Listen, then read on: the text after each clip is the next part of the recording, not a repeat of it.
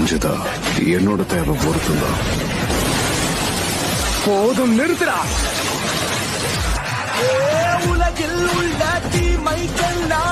என்ன நடக்குதாங்க? எனக்கு எதுவுமே தெரிய மாட்டேங்குது. அந்த பெயின் அவன் ஒரே அடியில வீழ்த்திட்டான். இப்ப உங்களுக்கு என்ன தோணுது தாத்தா? உங்களுக்கு இவன் அந்த 2 பேரை ஞாபகப்படுத்துறானா? நருட்டோ அவனோட மூதாதையர்களையே மிஞ்சிட்டான்.